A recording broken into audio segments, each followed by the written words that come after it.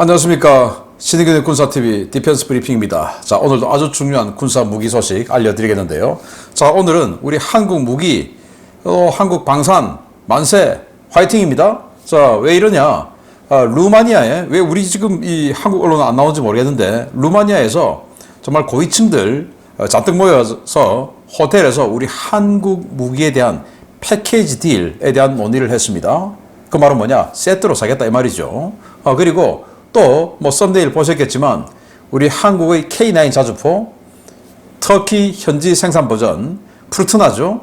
그런데 사실 이거 그냥 우리 K9하고 똑같다고 보시면 됩니다. 이게 우크라이나에 들어갑니다. 이 전쟁에 드디어 K9이 껍데기만 이름만 좀 바꿔서 사실은 그냥 K9입니다. 그게 출전합니다. 기대되는데요.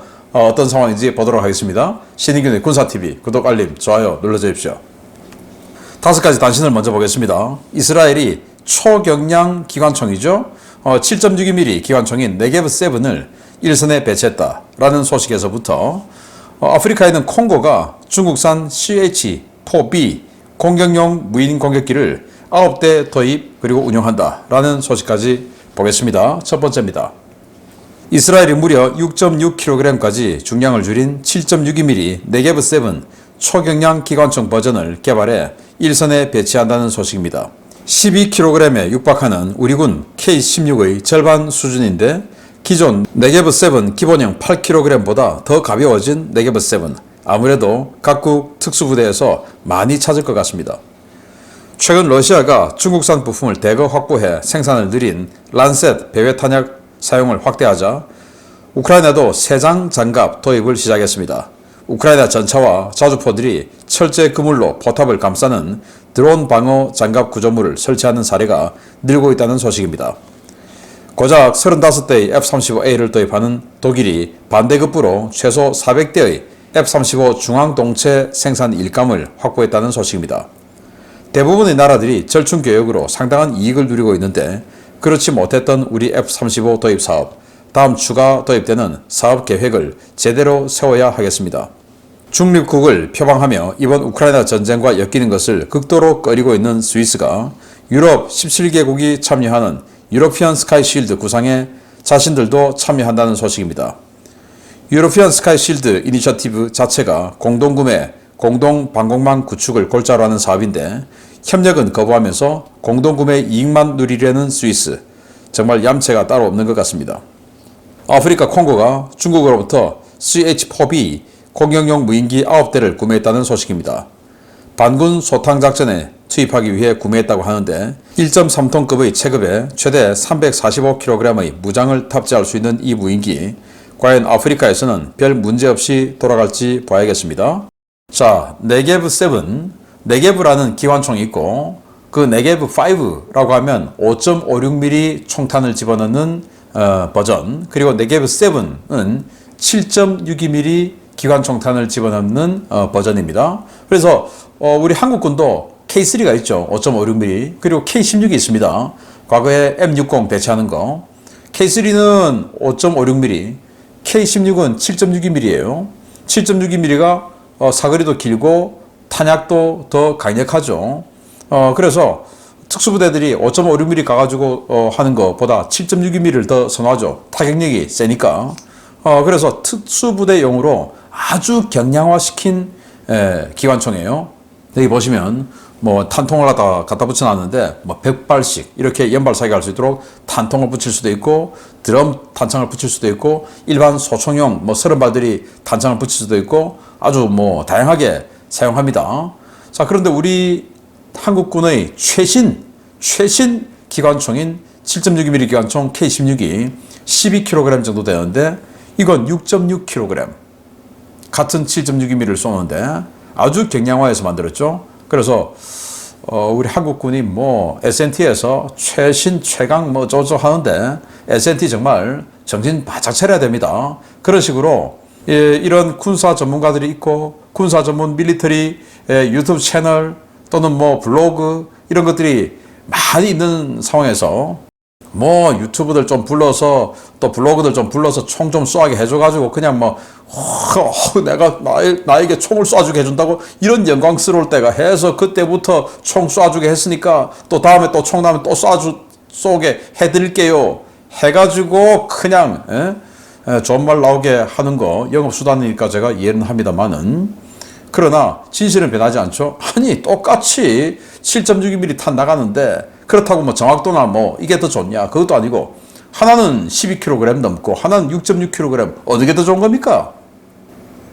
최신이라고 하면서 21세기 만들었다고 하면서 20세기 중반에 만든 M60하고 큰 차이 없으면 그게 뭐 좋은 겁니까? 정말 S&T 중공업 정신 바짝 차리기 바랍니다. 그냥 뭐 사람들 불러서 총 쏘게 해준다고 그게 다가 아니다 라는 말 경고 좀 드리겠습니다. 자, 우크라이나가 러시아의 드론을 방어하기 위해서 란셋 배회 탄약 그냥 자꾸 하늘에 와서 때리죠. 그래서 러시아처럼 이렇게 세장 장갑을 자주포나 이런 데 설치를 하기 시작했는데 이건 잘하는 거죠. 자주포 같은 경우는 특히나 서서 기동을 하지 않고 서서 사격하기 때문에 진짜 란셋 딱 맞기 좋죠. 그리고 뭐 바로 앞에서 또 하늘 보고 전투하는 게 아니기 때문에 이렇게 세장 장갑 한다 하더라도 아무런 전투력 활약의 문제가 없죠. 지금 이거 같은 경우에 보니까 M109 그리고 포신이 아주 굵은 거 보니까 이탈리아에서 준 M109L 버전의 자주포 같은데 이렇게 해놔야 되죠. 근데 이제 전차는 이런 세장 장갑 하면 위에 잘 안 보이고 하니까 조금 전투력이 떨어지는 부분이 있겠지만 그래도 란셋 맞아서 파괴되는 것보다 낫겠죠. 이런 거 우크라이나도 많이 하기 바랍니다. 러시아도 뭐 거의 대부분 하고 있으니까. 자, 독일이 35대 F-35 사는데 절충계획으로 중앙동체 400대 이상을 생산한다. 우리 한국은 40대 수입했죠. F-35. 그런데 절충계획 뭐 했습니까? 그때 방사청장 뭐 이런 사람들 이 방산업을 완전히 비리덩어리로 보고 이 뭐 그 보수정부 진보정부 할 것 없이 좌파정부 우파정부 할 것 없이 이 방사청장을 오는 사람을 전문가가 아니고 이 무기 전문가 군사 전문가 또는 군인 이런 사람들이 아니고 그냥 감사원 출신 뭐 국세청 출신 이런 거 보내서 비리를 감시해라 이따위를 하니까 당시 그런 말도 안 되는 계약을 체결한 거 아닌가라고 저는 생각합니다. 남들처럼 환율이 바뀌고 또 남들처럼 이 기본 아주 재량 생산할 때보다 당연히 대량 생산할 때 들어가면 가격이 다운되죠. 근데 우리는 계획할 때 당시에는 소량 생산할 때인데 그래서 가격이 비싸요. 그런데 몇 년 후면 대량 생산한다고 로드맵이 딱 나와 있어요. 그래서 우리가 납품 받을 때는 대량 생산하는 이 돈으로 우리는 납품을 받을 텐데 그러면 가격이 싸지죠. 그게 저 같은 사람들이 지속적으로 이야기를 했어요. 방송에서도 이야기하고 블로그에도 쓰고 칼럼도 쓰고 했는데도 불구하고 나는 아주 독특한 이런 나만의 기가 막힌 그 조건을 이끌어냈어요. KFX하죠? 그러니까 거기에 들어가는 A사를 비롯한 핵심 4대 기술 나는 받아와요. 그리고 또 박근혜 정부가 당시 이 위성 5개 쏘아 올린다고 했죠. 그러니까 우리 정부가 위성 쏘아 올린다고 하는데 내가 록히드 마틴으로부터 위성 하나 공짜로 얻어와요. 이런 조건을 해서 내가 일 잘하죠. 이런 거 보여주기 위해서 했다가 기술을 받기를 받았습니까? 위성을 받기를 받았습니까? 다 떼었죠. 그리고 그걸 위해서 그러면 위성을 왜 준다고 했냐? 아니 앞으로 이게 지금 저율 생산인데 대량 생산 들어가면 가격이 확 떨어져서 전체 프로그램 가격이 5천억 뭐 이상 확 떨어질 게 눈에 보이는데 그런데 우리 한국은 그걸 고정가 계약을 해줬어요. 지금 이 저율 소량 생산하는 가격으로 우리는 대량 생산할 때 납품받으면서 그 대량 생산도 이 소량 생산 가격에 주겠다. 그 대신 위성 내 이건 겁니다. 국민들 속인 거죠. 대통령 속인 거죠. 사실은 뻔히 보이는 그 돈을 우리가 되돌려 받지 않는 조건으로 위성을 받겠다고 했는데 그 위성을 받았습니까? 완전히 사기당한 거 아닙니까 이거? 바보들. 그걸 그러면 예상 못했습니까? 저 같은 사람들이 지속적으로 경고했죠. 분명히 그렇게 될 거다라고 했는데 비전문가, 정치인 이런 자들이 들어 앉아가지고 나 일 잘하잖아 라고 하는 그 조건 때문에 남들 다 하는 이런 절충교역 이런 것도 못하고 그 독특한 조건 이끌어내는데 그 너무 독특하니까 다 떼어버리고 이런 게 우리 한국 방사청이었어요. 정말 이런 거 국가에 대한 배임 아닙니까?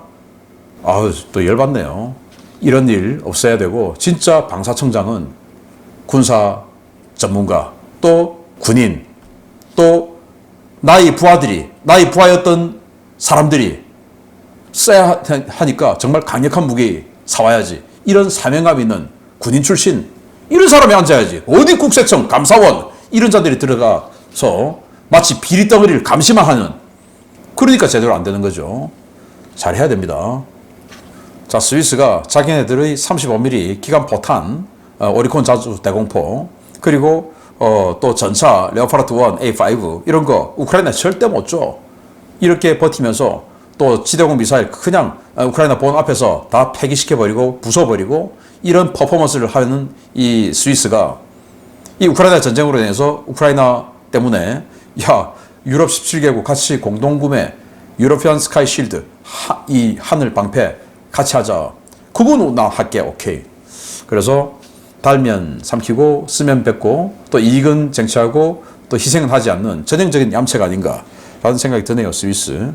콩고가 중국산 CH4B 요게 345kg이 무장을 할 수 있다고 하니까 대전차 미사일 기준으로 한 4발 정도 탑재가 돼요.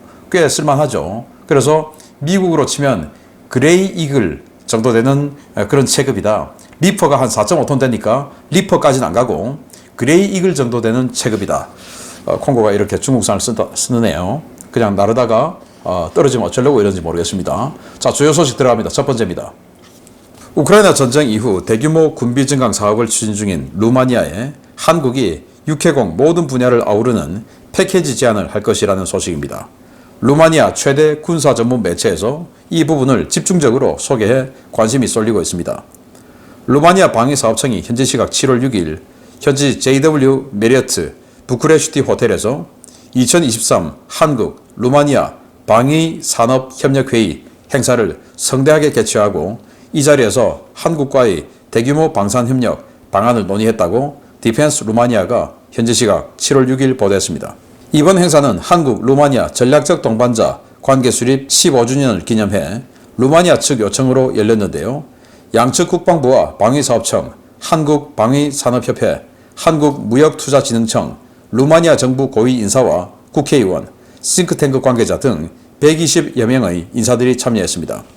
이 행사의 미디어 파트너를 맡은 현지 최대 군사 전문지 디펜스 루마니아는 이번 행사에 의사결정권자를 비롯한 고위급 인사들이 대거 참여했다라며 이번 행사에 장비 실물 전시는 없지만 다양한 무기들이 패널 형태로 전시됐다라고 전했습니다.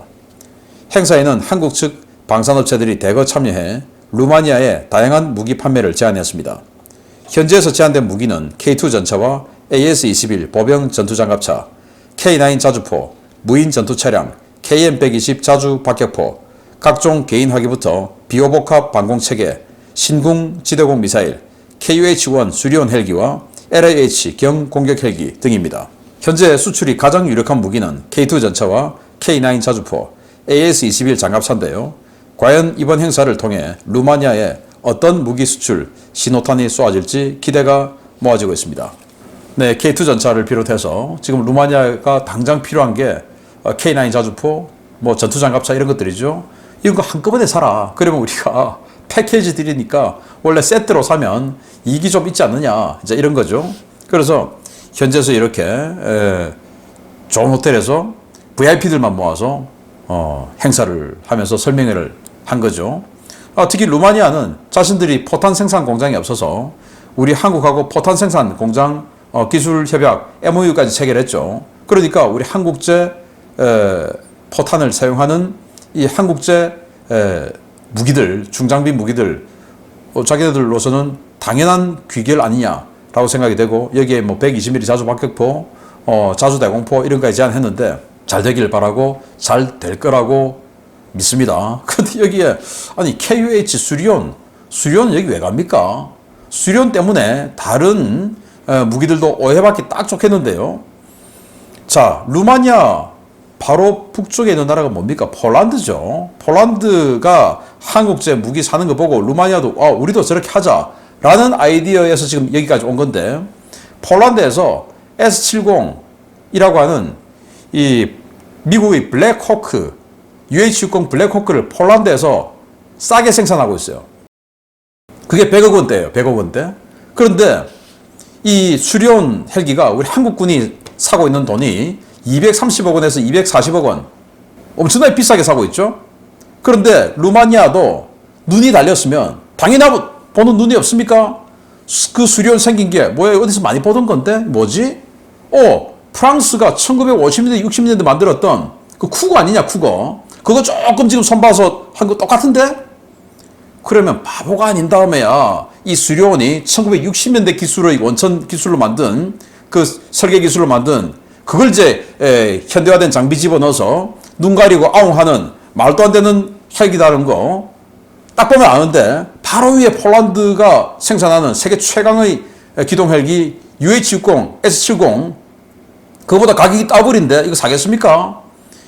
또 LAH 경공격 헬기 이 한국만 쓰는 정말 최악의 쓰레기 같은 이런 무기인데 이거 사겠습니까? 이것 때문에 멀쩡한 K2 전차, K9 자주포 오해받기 딱 십상인데 정말 저는 카이가 만드는 고정익기 FA50이라든지 T50이라든지 KF21 이거 응원합니다. 그러다 카이가 만들어서 우리 군에 덤태기 씌우고 있는 회전익기 헬기들은 정말 우리 거듭 말씀드리지만 우리 국가 안보를 빼먹고 우리 국민 세금을 빨아먹는 거머리나 다름없다라고 생각되고 이런 제품을 생산하는 거에 이게 국영에 가까운 상태니까 생산하고도 멀쩡하게 살아있다라는 겁니다. 이게 민간기업 같으면 한화 디펜스 같으면 또는 이 로템 같으면 절대 저런 무기 안 만들죠. 왜? 1960년대 디자인이라는 거 세계가 다 아는데 어떻게 저런 걸 만들어서 최신 헬기다. 기자들에게 뭐 좀 어떻게 해가지고 그런 기사나 흘리고 있고 눈에 뻔하죠. 그런 기사 써주는 기자들도 정신 차리기 바랍니다. 양심이 있으면 그런 기사는 쓰는 게 아니에요. 다시 제가 또 흥분하는데요. 아무튼 루마니아에서 잘 되기를 바랍니다. 여기에 카이 같은 카이의 FA50이 왜 여기 안 들어가 있는지 모르겠는데 루마니아가 FA50은 지금 눈에 안 차나 봐요. F-35 하고 싶어서. 그런데 여기에 카이가 멀쩡하게 지금 잘 나가는 지상장비 물 흐트려지는 헬기 이런 거 집어넣지 말기 바랍니다. 정말 정신 차리는 카이가 되고 빨리 민영화되는 카이가 되어서 정상적인 제품 만들어서 홍보하는 카이 되기를 기대합니다. 그 다음 아주 화끈한 소식 알려드립니다. 튀르키예가 우리나라의 K9 자주포 기술과 부품을 수입해 제작한 현지화 모델 T-155 푸르트나가 우크라이나에 공개될 모양입니다. 우크라이나군이 튀르키예가 공개할 T-155 자주포 인수를 기다리고 있다는 공식 발표가 나왔습니다. 우크라이나는 튀르키예로부터 다양한 무기를 수입하거나 공여받았고 가까운 시일 내에 튀르키예의 푸르트나 자주포를 인수하기 위해 기다리고 있다고 올렉시 그로모프 우크라이나군 총참모부 작전 부국장이 현지 시각 7월 6일 밝혔습니다. 그로모프 부국장은 우리는 최근 외국에서 다양한 유형의 포병 무기를 지원받았고 튀르키예의 푸르트나 자주포를 조만간 인수할 수 있을 것으로 보인다 라고 밝혔습니다. 푸르트나 자주포는 튀르키예가 자체 개발 모델이라고 주장하고 있지만 실제로는 삼성 테크인에 한 문당 160만 달러의 로열티를 지불하고 350문을 면허 생산한 K9 자주포의 현지화 버전인데요. 현지 요구에 맞춰 대형화된 차체와 포탑을 채택해 전투 중량이 56톤에 달하는 대형 자주포입니다. 푸르트나의 전반적인 성능은 K9 초기형과 거의 같은데요. 튀르키예는 한국의 K9A2 성능 개량 프로그램에 영감을 받아 푸르트나2라는 개량형 개발을 진행해 올해부터 양산을 시작했습니다. 튀르키예가 우크라이나에 푸르트나 자주포를 공급하는 것은 푸르트나2 자주포에 탑재되는 엔진이 우크라이나제 엔진이기 때문인데요. 우크라이나는 튀르키예에 대출력 디젤 엔진과 무인기용 터보팬 엔진 등을 공급하고 이에 대한 반대급부로 무기 지원을 이끌어낸 것으로 보입니다. 튀르키예가 우크라이나에 공급하는 푸르트나 자주포는 한국산 부품이 들어간 K9 자주포의 파생형 또는 K9 자주포 그 자체인데요. 이번 푸르트나 자주포 공급으로 우크라이나 군에는 K9 자주포의 파생 자주포 두 종이 활약하게 됐습니다.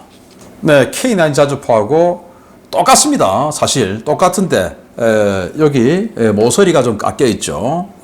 그래서 제가 이거 삼성 테크인 시절 때 그 삼성 테크인 공장에 가서 봤습니다. 요거 뭐냐 조금 다르네요. 근데 정말 뭐 눈썰미가 좋지 않으면 그냥 K9도 똑같아요. 근데 이거 약간 다르네요. 보니까 여기가 이제 조금 깎여 있어가지고 이거 뭐냐니까 튀르키예에 판매 수출하는 거다. 그래서 당시 면무는 우리 삼성 테크인에서 그대로 만들어서 보내줬고 다른 건 부품을 수출을 했고 그래서 튀르키예가 자기 국산이다라고 국민들 우롱하고 있고 속이고 있는 건데 실제로는 삼성 테크인이 중요 부품 퍼신 뭐 이런 거 다 갖다 준 겁니다. 그래서 현지 생산했는데 이걸 가지고 시리아 북부에 있는 쿠르드족을 공격하러 들어가서 그 쿠르드족을 공격했습니다. 이 프루트나 자주포 가지고. 그래서 독일이 야 여기에 독일제 엔진 MTU 엔진 들어가는데 니들 지금 뭐 하는 거야? 왜 쿠르드족 공격해? 해서 그때부터 독일이 터키에 엔진 공급을 중단했어요.